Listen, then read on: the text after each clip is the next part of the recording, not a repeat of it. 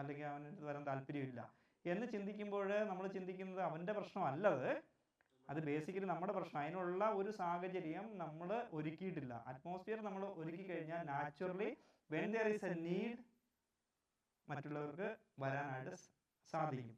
അപ്പോൾ ഈ മൈൻഡിൻ്റെ ഇതിൻ്റെ അതേ ആപ്ലിക്കേഷൻ തന്നെയാണ് അതും. കാരണം അതിൻ്റെ ഒരു കൺഡ്യൂസീവ്, ഈ ഓബ്ജക്റ്റിന് ഇങ്ങോട്ട് വരാനുള്ള കൺഡ്യൂസീവ് അറ്റ്മോസ്ഫിയർ മൈൻഡ് ക്രിയേറ്റ് ചെയ്തതുകൊണ്ടാണ് അത് അറിയുന്നത്. ഇതിനെക്കുറിച്ച് വളരെ ക്ലിയർ ആയിട്ട് പറഞ്ഞു കഴിഞ്ഞാൽ, നമ്മൾ ജനിച്ചതിന് ശേഷം നമുക്ക് കുറേ സെൻസ് എക്സ്പീരിയൻസ് കിട്ടുന്നു. ആ സെൻസ് എക്സ്പീരിയൻസ് എന്തുകൊണ്ട് കിട്ടുന്നു എന്ന് ചോദിച്ചു കഴിഞ്ഞാൽ, നമ്മുടെ മൈൻഡ് അതിനെ സ്വീകരിക്കാൻ വേണ്ടി ഓൾറെഡി സെറ്റാണ്. അത് ഓൾറെഡി അങ്ങനെ ആ ഫോംഡ് ആയിരിക്കുന്നത് കൊണ്ടാണ് ഈ അറിവുകളൊക്കെ നമുക്ക് ഇങ്ങോട്ട് കിട്ടുന്നത്. അല്ലെങ്കിൽ ആ വസ്തു അവിടെ ഉണ്ടെന്ന് വിചാരിച്ച് നമ്മുടെ മനസ്സിലേക്ക് ഇത് വരണമെന്ന് നിർബന്ധമില്ല. നമ്മൾ ജനിക്കുന്നതിന് മുൻപ് തന്നെ, നമ്മൾ ജനിക്കുമ്പോൾ തന്നെ നമ്മുടെ മൈൻഡ് ഒരു പ്രത്യേക രീതിയിൽ ഓൾറെഡി സെറ്റായിട്ടാണ് ഇരിക്കുന്നത്. അത് വരുന്നതിനെ സ്വീകരിക്കാൻ വേണ്ടി തയ്യാറായിട്ടാണ് ഇരിക്കുന്നത്. അതുകൊണ്ടാണ് അതിനെ സ്വീകരിക്കാനായിട്ട് പറ്റുന്നത്. അല്ലെങ്കിൽ അതിനർത്ഥം മൈൻഡ് നമ്മൾ ജനിക്കുന്നതിന് മുമ്പ് തന്നെ, അറിവ് നമ്മുടെ ഉള്ളിൽ അതിന് മുൻപ് തന്നെ ഉണ്ട്. പക്ഷെ അതിനെ എക്സ്പ്രസ് ചെയ്യണമെന്നുണ്ടെങ്കിൽ നമ്മുടെ ഈ പുറത്തുള്ള വസ്തുക്കൾ നമ്മുടെ ഉള്ളിലേക്ക് വരണം. It exalts the worth of human being. അപ്പം ഇതൊരു മനുഷ്യന് കൂടുതൽ പ്രാധാന്യം കൊടുക്കുന്നതാണ്. കാരണം ഇത് നോവറിന് പ്രാധാന്യം കൊടുക്കുന്നതാണ്, നോണിനേക്കാളും കൂടുതൽ പ്രാധാന്യം കൊടുക്കുന്നതാണ്.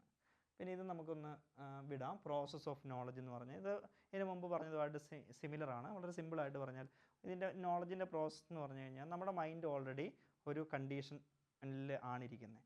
അപ്പോൾ ആ കണ്ടീഷൻ ഉള്ളത് കൊണ്ട് പുറത്തൊരു സാധനങ്ങളുള്ളപ്പം നമ്മളതിനെ കാണുമ്പോൾ ആ സാധനം നമ്മുടെ ഉള്ളിലേക്ക് വരുന്നു. ആ നമ്മുടെ ഉള്ളിലേക്ക് വരുന്നതിന് പിന്നീട് നമ്മുടെ ഇമേജായിട്ട് നമ്മുടെ ഉള്ളിൽ ഉണ്ട്. പിന്നെ അതിന് ശേഷം നമ്മുടെ വരുന്ന കുറേ ഡേറ്റാസ് നമ്മളിങ്ങനെ കളക്ട് ചെയ്യുന്നു. പിന്നെ നമ്മൾ പിന്നീട് നമ്മളുടെ ആവശ്യം അനുസരണം നമുക്ക് വേണ്ടതിനെയെല്ലാം നമ്മൾ സ്വീകരിക്കുന്നു, വേണ്ടാത്തതിനെയെല്ലാം നമ്മൾ തൽക്കാലത്തേക്ക് മാറ്റി വയ്ക്കുന്നു. കാരണം നമുക്ക് കുറേ അനുഭവങ്ങൾ നമ്മുടെ ജീവിതത്തിൽ ഇതുവരെ നമുക്ക് കിട്ടിയിട്ടുണ്ട്. പക്ഷെ നമ്മളെല്ലാ അനുഭവങ്ങളെയും നമ്മൾ ഒരുപോലെയല്ല സ്വീകരിക്കുന്നത്. ചിലതിനെ നമ്മൾ കൂടുതൽ സ്ഥിരമായിട്ട് സ്വീകരിക്കും, മറ്റതിനെ നമ്മൾ സ്വീകരിക്കില്ല. കാരണം അത് ലൈഫിന് നല്ലതല്ല എന്ന് നമുക്ക് മനസ്സിലാക്കാൻ പറ്റുന്നത് കൊണ്ട്. അത് നമുക്ക് സമയമില്ലാത്തതുകൊണ്ട് നിർത്താം. ഓക്കെ, ഇത് വളരെ പ്രധാനപ്പെട്ട മറ്റൊരു ഐഡിയ ആണ്, നോമിന ആൻഡ് ഫിനോമിന. നോമിന എന്ന് പറഞ്ഞ ഒരു thing in itself. Kant made a famous distinction between phenomena and noumena. Noumena എന്ന് പറഞ്ഞ thing in itself and phenomena എന്ന് പറഞ്ഞ thing as it appears to an observer. അപ്പം തിങ് ഇൻ ഇറ്റ് സെൽഫ് എന്ന് പറഞ്ഞാൽ ഒരു സാധനം അതായിരിക്കുന്ന അവസ്ഥ തന്നെ. ഫിനോമിന എന്ന് പറഞ്ഞു കഴിഞ്ഞാൽ ഒരു മനുഷ്യൻ അതിനെ കാണുമ്പോൾ അത് എങ്ങനെ ഇരിക്കുന്നു, അതാണ് ഫിനോമിന. അപ്പം ഈ ഒരു ടേബിൾ നമ്മുടെ മുൻപിലുണ്ട്. ഇതിന് നോമിനയും ഉണ്ട്, ഫിനോമിനയും ഉണ്ട്. ഫിനോമിന എന്ന് പറഞ്ഞാൽ നമ്മൾ കാണുന്നത്, നമ്മൾ ഈ കാണുന്ന ഇതാണ് അതിൻ്റെ ഫിനോമിന. നോമിന എന്ന് പറഞ്ഞാൽ നമ്മൾ കാണാത്തതും എന്നാൽ ഇതിൻ്റെ ഉള്ളിലുള്ളതുമായിട്ടുള്ള ചില നിത്യമായി നിലനിൽക്കുന്നതാണ് noumena. Noumena holds contents of intelligible world. Man speculative reason can only know phenomena. അപ്പം ഒരു അറിവിൻ്റെ പൂർണ്ണത നമുക്ക് ഒരിക്കലും കണ്ടെത്താനായിട്ട് പറ്റത്തില്ല. ഒറിജിനലായിട്ടുള്ള അറിവ് ഈ ഫിനോമിനയാണ്, ഈ നോമിനയാണ്. എന്നാൽ മനുഷ്യനെ എത്തിപ്പെടാൻ പറ്റുന്ന ഈ ഫിനോമിനയിൽ മാത്രമാണ്. കാരണം man speculative reason can know only, മനുഷ്യൻ അവൻ്റെ റീസൺ ഉപയോഗിച്ച്, സ്പെക്കുലേഷൻ ഉപയോഗിച്ച് കണ്ടെത്താൻ പറ്റുന്നത് ഈ ഫിനോമിനയെ മാത്രമേ മനസ്സിലാക്കാനായിട്ട് പറ്റത്തുള്ളൂ. ആ വസ്തു അതായിരിക്കുന്ന രീതിയിൽ നമുക്ക് മനസ്സിലാക്കാനായിട്ട് പറ്റത്തില്ല. അത് നമ്മുടെ മുൻപിൽ അപ്പിയർ ചെയ്യുന്ന രീതിയിൽ മാത്രമേ നമുക്ക് മനസ്സിലാക്കാനായിട്ട് പറ്റുള്ളൂ. It can never penetrate into noumena. ഇത് വളരെ സിമ്പിൾ ഒരു എക്സാമ്പിളോടെ പറയുകയാണെങ്കിൽ, ഒരു മനുഷ്യനെ നമ്മളൊരു ഫിനോമിനയായിട്ട് നമ്മൾ കണക്കാക്കുക, അല്ലെങ്കിൽ ഒരു റിയാലിറ്റി ആയിട്ട് കണക്കാക്കി കഴിഞ്ഞാൽ നമുക്ക് മനസ്സിലാക്കാൻ പറ്റുന്നത് ആ മനുഷ്യൻ്റെ ഫിനോമിന മാത്രമാണ്. ആ മനുഷ്യനെ നമുക്ക് പൂർണ്ണമായിട്ട് മനസ്സിലാക്കാനായിട്ട് പറ്റത്തില്ല. എന്ന് പറഞ്ഞാൽ നമ്മൾ നോക്കുമ്പോൾ നമ്മുടെ കാഴ്ചപ്പാടിൽ കൂടെ നമ്മൾ കാണുന്ന കുറേ ഗുണങ്ങൾ, കുറേ ഫീച്ചേഴ്സ്, കുറേ സ്വഭാവങ്ങൾ, അത് മാത്രമേ നമുക്ക് കംപ്ലീറ്റ്ലി കാണാൻ പറ്റുള്ളൂ. ആ അറിവ് പ്രധാനപ്പെട്ടതാണ്. പക്ഷേ നമുക്ക് ആ മനുഷ്യൻ്റെ പൂർണ്ണതയിൽ അവൻ എന്തായിരിക്കുന്നോ ആ രീതിയിൽ നമുക്ക് ഒരിക്കലും മനസ്സിലാക്കാനായിട്ട് സാധിക്കത്തില്ല. അപ്പോൾ മനുഷ്യനെക്കുറിച്ച് പറയാൻ വേണ്ടിയല്ല കാന്റ് ഇവിടെ ഉപയോഗിച്ചിരിക്കുന്നത്. ഇവിടെ റിയാലിറ്റിയെ നമുക്ക് പൂർണ്ണമായിട്ട് മനസ്സിലാക്കാൻ പറ്റത്തില്ല. നമുക്ക് കാണാൻ പറ്റുന്നതിനെ മാത്രമേ നമുക്ക് മനസ്സിലാക്കാനായിട്ട് പറ്റത്തുള്ളൂ. എന്നാൽ നമുക്ക് മനസ്സിലാക്കാൻ പറ്റാത്തതിൻ്റെ ഉള്ളിലും ഒരു സത്യമുണ്ട്, ഒരറിവുണ്ട്. അതാണ് ഈ നോമിന.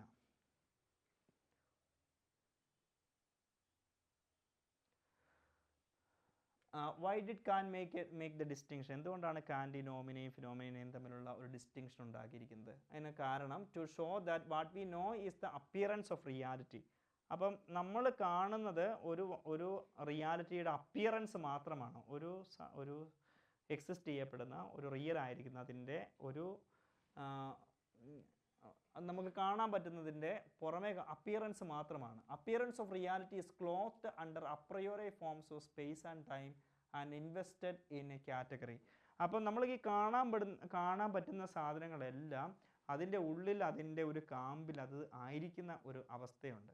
അവയ്ക്ക് പുറമേ ചില സ്പേസും ടൈമും കാറ്റഗറീസും ഒക്കെ ഉള്ളത് കൊണ്ട് നമുക്കതിനെ മാത്രമേ നമുക്ക് പലപ്പോഴും കാണാനായിട്ട് സാധിക്കത്തുള്ളൂ. അതിൻ്റെ ഉള്ളിലുള്ളതിനെ നമുക്ക് പലപ്പോഴും കാണാൻ പറ്റത്തില്ല. അതിന് നമ്മുടെ മനസ്സുകൊണ്ട് നമ്മുടെ സെൻസസ് വഴി നമുക്ക് ഒരു വസ്തുവിനെ ഒരു റിയാലിറ്റിനെ മനസ്സിലാക്കുന്നതിൽ മാത്രമാണ് നമ്മുടെ അറിവ് പലപ്പോഴും പരിമിതമായിരിക്കുന്നത്. We can never know anything in its pure state separated from forms and categories. അപ്പം ഒരു സാധനത്തിനെ അതിൻ്റെ പ്യുവർ ഫോമിൽ നമുക്കൊരിക്കലും മനസ്സിലാക്കാനായിട്ട് പറ്റത്തില്ല. നമ്മൾ അതിൻ്റെ ചുറ്റുമുള്ള ചില കാറ്റഗറീസ് വെച്ച് മാത്രമേ നമുക്കതിനെ മനസ്സിലാക്കാൻ പറ്റുള്ളൂ. ഉദാഹരണത്തിന് വെള്ളം എന്താണ് എന്ന് ചോദിച്ചു കഴിഞ്ഞിട്ടുണ്ടെങ്കിൽ നമുക്ക് കൃത്യമായിട്ട് വെള്ളം എന്താണെന്ന് പറയാൻ പറ്റുമോ? നമുക്ക് പറയാൻ പറ്റുന്നത് അതിൻ്റെ ചുറ്റിൽ നമുക്ക് നമ്മുടെ സെൻസസ് വഴി നമ്മുടെ അറിവ് വഴി നമുക്ക് അറിയാൻ പറ്റുന്ന ചില കാറ്റഗറീസ് വെച്ച് മാത്രമേ നമുക്കതിനെ പറ്റുള്ളൂ. അതൊരു ലിക്വിഡ് ഫോമാണ്. അതിന് മറ്റ് ടേസ്റ്റുകളൊന്നുമില്ല. അവ ദാഹം ശമിപ്പിക്കുന്നതാണ്. അവയ്ക്ക് ഖരരൂപത്തിലാകാനുള്ള ഒരു സ്വഭാവമുണ്ട്. അതുപോലെ തന്നെ വാതകരൂപത്തിലേക്ക് വരാനുള്ള സ്വഭാവമുണ്ട്. ഇതെല്ലാം നമ്മളതിനെക്കുറിച്ചുള്ള നമ്മുടെ അറിവ് കൊണ്ട് നമുക്ക് പറയാൻ പറ്റുന്ന ചില കാര്യങ്ങൾ മാത്രമാണ്. എന്നാൽ ഒരൊറ്റ വാക്കിൽ എന്താണ് വെള്ളം എന്നതിൻ്റെ പൂർണ്ണമായ സത്തയിൽ നമുക്ക് മനസ്സിലാക്കാനായിട്ട് പറ്റത്തില്ല. അതുകൊണ്ട് നമുക്ക് റിയാലിറ്റീനെ മനസ്സിലാക്കാനായിട്ട് കംപ്ലീറ്റ്ലി പറ്റത്തില്ല. അതിൻ്റെ ചുറ്റിലുമുള്ള ചില ക്യാരക്ടറിസ്റ്റിക്സ്, അതിൻ്റെ ചില കാറ്റഗറീസ്, അതിൻ്റെ അങ്ങനെയുള്ള കാര്യങ്ങൾ മാത്രമേ നമുക്ക് മനസ്സിലാക്കാനായിട്ട് സാധിക്കുകയുള്ളൂ. നമുക്ക് ഒന്നെങ്കിൽ നമുക്ക് ഇതുകൊണ്ട് നിർത്താം, അല്ലെങ്കിൽ നമുക്ക് ഒരു ഷോർട്ട് ബ്രേക്ക് എടുത്തിട്ട് കണ്ടിന്യൂ ചെയ്യാം. എങ്ങനെയാണോ? ചെറിയൊരു ബ്രേക്ക്, എന്നിട്ട് നമുക്കൊരു 15-20 മിനിറ്റ് കൊണ്ട് തീർക്കാം.